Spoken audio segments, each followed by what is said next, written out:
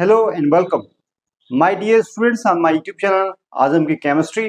तो प्यारे बच्चों, आज के इस इम्पॉर्टेंट शॉर्ट लेक्चर में हम बात करेंगे बायोमॉलिक्यूल्स के कुछ प्रॉब्लम जो कि जेई एडवांस की है, प्रीवियस ईयर में पूछे गए हैं।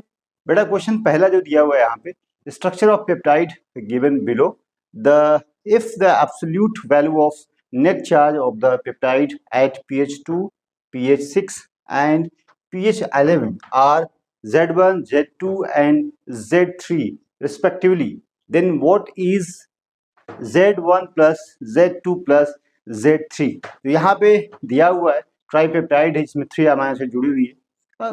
कोई भी एक से ज़्यादा अमाइनो एसिड है आपस में जुड़ी हुई है, उससे कोई मतलब नहीं है। आपको पूछा गया है यहाँ पे टोटल चार्ज कितना होगा डिफरेंट पीएच पे।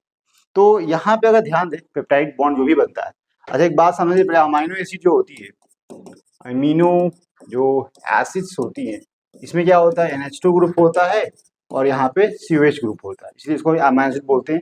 तो यहाँ पे बेटा क्या होता है ना, इस कंडीशन में यहाँ पे जैसे COH है, यहाँ पे आपको NH2 है और यहाँ पे R है और यहाँ पे H है, तो आपस में क्या होता है ना, आपको पता है स्ट्रॉन्ग एसिड है, strong base, these are the strong acidic group and basic group है, इनके बीच में एक रिएक्शन होगी, एसिड बेस रिएक्शन होगी और सॉल्ट का फॉर्मेशन होगा। क्या होगा यहाँ पे, ये एसिड है, सॉरी ये क्या है एसिड और ये क्या है भाई बेस है, इनके बीच में रिएक्शन होगी, क्या बनेगा सॉल्ट बनेगा। इनके बीच में अगर न्यूट्रल कंडीशन पीएच अगर हम कह दें 7 या न्यूट्रल हो, इस कंडीशन में क्या होगा बेटा, न्यूट्रल कंडीशन में इंपॉर्टेंट रिएक्शन होती है, एसिड बेस सॉल्ट का फॉर्मेशन होता है। यहाँ जो सॉल्ट बनता है इसको हम बोलते हैं ज्विटर आयन बोलते हैं।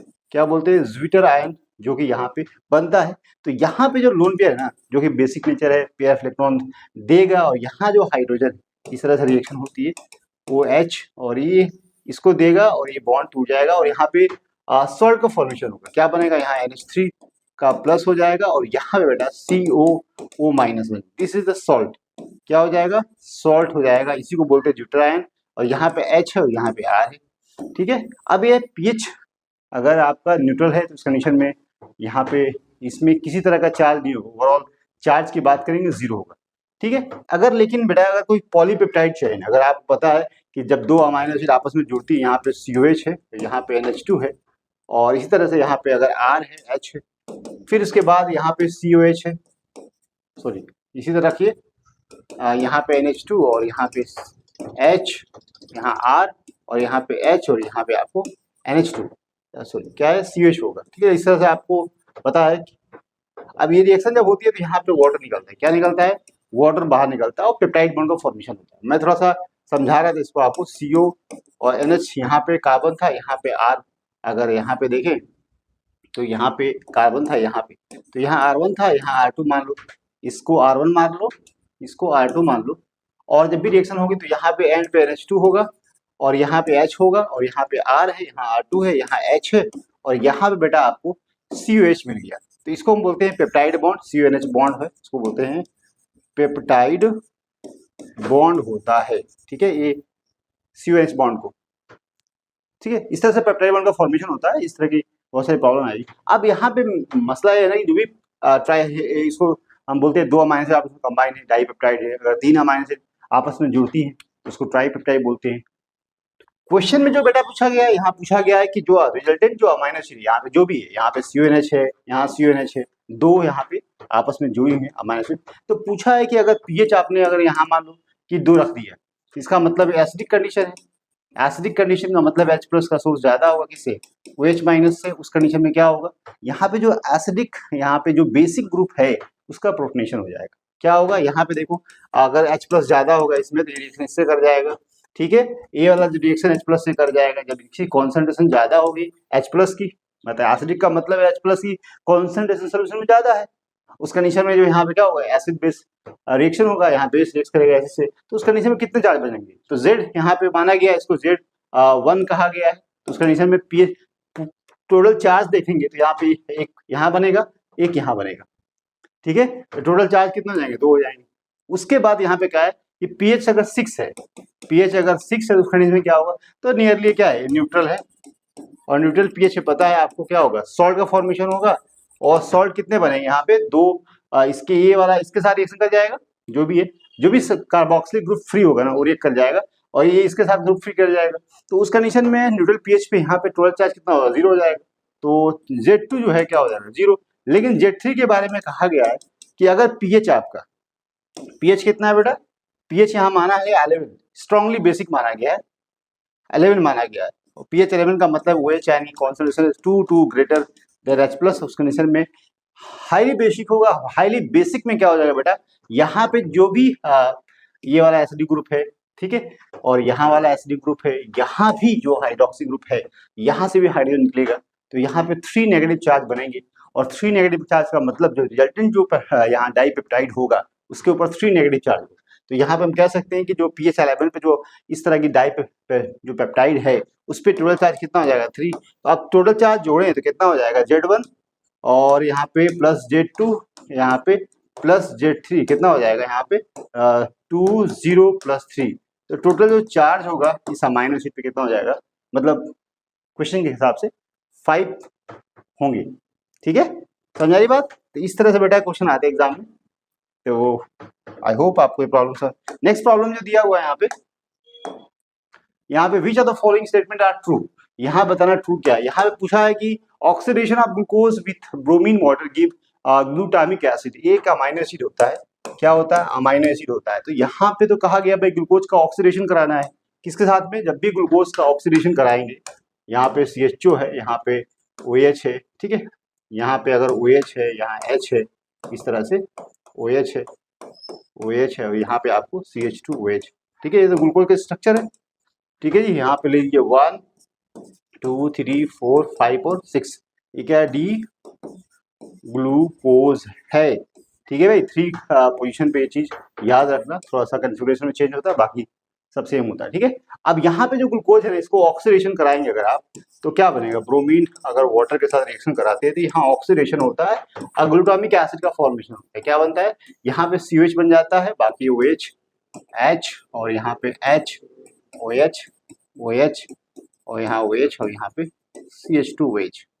तो ये जो स्ट्रक्चर है क्या है, ग्लूकोज, ये आपका ग्लूटामिक एसिड थोड़ी ना, क्या पूछा था यहाँ पे, ये ग्लूटामिक एसिड है, ठीक है, ग्लूकोनिक एसिड बोलते हैं इसको, ग्लूकोनिक एसिड, जो कि आपको ये वाला है gluconic acid, not glutamic acid, को अमाइनो एसिड हो जाएगा। तो ये ऑप्शन आपका क्या है, इनकरेक्ट। ठीक है, ये सही नहीं है, ये आप कह सकते हैं स्टेटमेंट इज कंप्लीटली रॉन्ग। यहाँ पे जो सेकंड जो स्टेटमेंट है, 2 6 membered cyclic hemiacetal form D alpha plus glucose are called anomers. बिल्कुल बात सही है। यहाँ पे अगर 2 6 membered cyclic hemiacetal form D बनता है, देखो कैसे बनता है, देखो यहाँ पे जो आप जानते हो ना ग्लूकोज का स्ट्रक्चर होता है जो इस तरह से, यहाँ पे CHO होता है, यहाँ पे OH होता है, यहाँ OH होता है, यहाँ OH और यहाँ पे CH2OH और यहाँ H होता है, यहाँ OH होता है। ठीक है जी, बता दो ये डी ग्लूकोज क्या है, यहाँ पे डी ग्लूकोज का स्ट्रक्चर है। अच्छा, ये इस तरह से जब कन्फिग्रेशन होती है इसको हम प्लस बोल देते हैं, क्या बोलते हैं, प्लस। राइट साइड में अगर OH प्रेजेंट है तो उस कंडीशन में हम उसको बोलते हैं कि भाई क्लॉकवाइज रोटेशन करेगा, प्लेन पोलराइज्ड को तो उसको डेक्स्ट्रोरोटेटिव बोलते हैं, और अगर OH उस साइड में होता है लेफ्ट साइड में तो उसको हम लियो रोटेटिव बोलते हैं। ठीक है, वो मतलब प्लेन पोलराइज्ड राइट होता है तो लेफ्ट साइड में रोटेट कराएगा। तो ये ग्लूकोज का स्ट्रक्चर है, 3 कार्बन को याद रखो। ठीक है, अब क्या होगा बेटा, इस कार्बन को इसके रिस्पेक्ट में इस कार्बन को अल्फा बोलते हैं, इसको बीटा बोलते हैं, इसको गामा बोलते हैं और इसको डेल्टा बोलते हैं। अब यहाँ पे जो 5th कार्बन पे ना, यहाँ पे देखो, यहाँ से अगर रिएक्शन यहाँ कराओगे एल्डिहाइड पे, सबसे पहले आपको पता है कि RH की रिएक्शन अगर एल्डिहाइड पे कराओगे तो क्या रिएक्शन होती है, यहाँ लोन पेयर होता है, लोन पेयर यहाँ रिएक्शन होगा, और यहाँ पे पता है कि यहाँ पे जब रिएक्शन करेगा तो न्यूक्लियोफिलिक एडिशन होता है, किसको क्या बोलते हैं, न्यूक्लियोफिलिक एडिशन रिएक्शन यहाँ शो करता है। ठीक है, उसी तरह यहाँ भी न्यूक्लियोफिलिक एडिशन होगा और यहाँ पे साइक्लेशन होगा और 2 स्ट्रक्चर बनेगा। ये दो साइड से अटैक कर सकता है, ऊपर से और नीचे से, और 2 स्ट्रक्चर बनता है इस तरह से। अगर आप इसमें स्ट्रक्चर ऐसे देखते चाहते हैं, देखिए यही बना देते हैं, एक फॉर्म है इधर, एक फॉर्म इधर। ठीक है, ये आपको अल्फा और ये आपका बीटा। ठीक है, अब यहाँ पे क्या है ना बेटा, देखो यहाँ पे जब भी अटैक करेगा तो यहाँ पे OH बनेगा। ठीक है, और यहाँ पे अगर हम बोले कि कार्बन था और यहाँ पे, ठीक है, यहाँ देखो, यहाँ पे रिएक्शन करा देते, समझा देते आपको थोड़ा सा।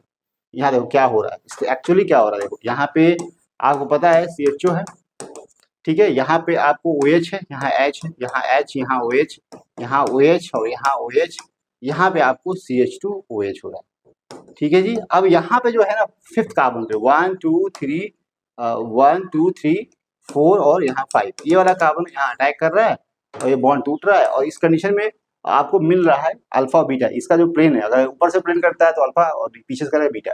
तो अब यहाँ पे क्या बनेगा, यहाँ पे बन सकता है, यहाँ पे कार्बन है और यहाँ पे आपको H, और यहाँ पे अगर मान लो कि यहाँ पे OH बन गया, इस कार्बन पे हेमिस्टर बनेगा और यहाँ पे OH बन जाए, यहाँ H बन जाए, कार्बन और यहाँ OH और यहाँ H, और इस तरह से ऑक्सीजन और यहाँ पे आपको बन जाए, और यहाँ OH, यहाँ H, यहाँ OH और यहाँ H, यहाँ OH, यहाँ H और यहाँ पे CH2OH। एक तो ये बन गया, ठीक है। और एक बनेगा स्ट्रक्चर जिसमें आपको इस तरह से होगा, कार्बन है और यहाँ पे OH इधर हो जाएगा और यहाँ H हो जाएगा, और इस तरह से बॉन्ड बन जाता है। तो इसको हम अल्फा बोल सकते हैं, इसको बीटा बोल सकते हैं, बीटा डी ग्लूकोज बोल सकते हैं इसको, ठीक है। इसको बोल सकते हैं बीटा अल्फा डी ग्लूकोज, इसको बीटा डी ग्लूकोज बोलते हैं, ठीक है जी। यहाँ पे क्या था, यहाँ पे OH था, यहाँ H था, यहाँ OH, यहाँ H, यहाँ OH, यहाँ H और यहाँ पे H, यहाँ पे CH2OH था। 6 कार्बन कितने हैं, 1 2 3 3 और 4 5 और यहाँ पे 6, इसी तरह वहाँ 1 2 3 4 5 और 6, ठीक है जी। तो ये दो फॉर्म बनता है, ये साइक्लिक हेमिस्टर फॉर्म है, यहाँ पे इसको बोलते हैं साइक्लिक हेमी एसीटल, है ना, क्या बोलते हैं, हेमिस्टर बोलते हैं, ठीक है। तो बेटा यहाँ H है, यहाँ OH है, ठीक है, यहाँ है इस तरह से CH2OH है, इस तरह से। तो ये जो पोजीशन है ना, ये वाला पोजीशन, इसकी यहाँ पे अल्फा, यहाँ पे हम बोल सकते हैं फर्स्ट जो कार्बन है, इसको फर्स्ट कार्बन बोलते हैं। यहाँ पे 1 है, यहाँ पे 2 है, 3 है, 4 है, 5 है, इस तरह 6 कार्बन की जो है यहाँ पे रिंग है। और इसको बोलते क्या है ना, यहाँ पे अल्फा फॉर्म होता है और यहाँ पे बीटा फॉर्म, दो फॉर्म होती है। इसमें OH ऊपर चला जाएगा, बाकी जो कन्फिगरेशन यहाँ पे रिटेन होगी CH2OH, और यहाँ पे आपको इस तरह से एग्जिस्ट करेगा। तो ये अल्फा फॉर्म है और यहाँ पे बीटा फॉर्म, इस तरह से इसको हम बोल सकते हैं, ठीक है। और ये पायरेनोस फॉर्म है, क्या है, पायरेनोस फॉर्म बोलते हैं इसको, या इसको हम बोल सकते हैं और अल्फा डी ग्लूकोपायरेनोस बोल सकते हैं, या इसको हम बीटा डी ग्लूको, इसको क्या बोल सकते हैं, अल्फा डी ग्लूको पायरेनोस इसको हम बोलते हैं, और इसको क्या बोलते हैं, बीटा डी ग्लूको पायरेनोस। अच्छा, ये इसको पायरेनोस इसलिए बोलते हैं क्योंकि यहाँ पे जो पायरीन होता है ना, वहां से इसको लिया गया है, तो वहां से आपको जो रिंग में नाइट्रोजन होता है प्रेजेंट होता है, उसकी वजह से इसको उससे इसको रिलेट किया गया, ठीक है। तो ये इसको अल्फा डी ग्लूकोपायरेनोस बोलते हैं, इसको बीटा डी ग्लूकोपायरेनोस बोलते हैं, ठीक है। तो याद रहेगा, ठीक है। तो बेटा ये दो स्ट्रक्चर बनते हैं साइक्लिक फॉर्म, हार्वर्ड फॉर्म में। तो अब देखिए नेक्स्ट क्या है, 6 मेंबर्ड यहाँ पे cyclic hemiacetal form D alpha glucose, anomers बोलते हैं, बिल्कुल एनमर्स होते हैं। अल्फा बीटा फॉर्म जो होती है कार्बन 1 पे जो होती है, ग्लाइकोसिडिक जो कार्बन होते हैं, हम कह सकते हैं, और वहाँ पे एनमर का फॉर्मेशन। यहाँ पे hydrolysis of sucrose give dextrorotatory glucose and laevorotatory sucrose. क्या है, हाइड्रोलिसिस ऑफ यहाँ पे जो सुक्रोज की हाइड्रोलिसिस कराते हैं, तो यहाँ पे ग्लूकोज प्लस फ्रक्टोज मिलता है, ग्लूकोज प्लस यहाँ पे फ्रक्टोज का फॉर्मेशन होता है। ये बात सही है। टोटल जो है आपको लियो यहाँ पे रोटेशन शो करता है, और ये जो है नेगेटिव रोटेशन होता है, ये पॉजिटिव होता है, जिसकी वजह से ओवरऑल जो है सोल्यूशन यहाँ पर लियो रोटेटिव होता है ना, इसको हम, तो ये बात सही है, स्टेटमेंट बिल्कुल सही। हाइड्रोलिसिस ऑफ सुक्रोज स्टेटमेंट सही, ये भी सही है। इसके बाद कहा गया monosaccharides can not be hydrolysed to give polyhydroxy aldehyde and ketone, बिल्कुल ट्रू स्टेटमेंट ये भी। तो यहाँ पे कुल कितने ऑप्शन आपके आए, ये मल्टीपल चॉइस क्वेश्चन था, इसमें आपको 3 जो है ऑप्शन करेक्ट है, बाकी एक इनकरेक्ट है। इसमें आपको पता है कि यहाँ पे ग्लूकोज जो होता है, ग्लूकोज की हाइड्रोलिसिस आप नहीं कर सकते हैं कभी भी। यहाँ पे एक से ज्यादा जब यूनिट आपस में जुड़ती है, ग्लूकोज अगर ग्लूकोज आपस में जुड़ती है, तो यहाँ मैनोज का फॉर्मेशन होता है जी। यहाँ पे बेटा डाइसैकेराइड्स है, और डाइस जो सैकेराइड्स होता है वो बेटा यहाँ पे हाइड्रोलाइज होगा वाटर के प्रेजेंस में, और यहाँ पे डिफरेंट यहाँ पे मोनोमर्स बनेंगे। ग्लैक्टोज यहाँ पे ग्लूकोज, यहाँ पे सुक्रोज सुक्रोज की भी हाइड्रोलिसिस कर सकते हैं आप, लेकिन ग्लूकोज की हाइड्रोलिसिस नहीं। तो आई होप आपको ये प्रॉब्लम समझ में आई है। इसी तरह की प्रॉब्लम देखने समझने के लिए मेरे यूट्यूब चैनल को सब्सक्राइब कर सकते हैं। यूट्यूब चैनल का नाम है आजम की केमिस्ट्री, और फेसबुक इंस्टाग्राम पे भी फॉलो कर सकते हैं। Thank you very much.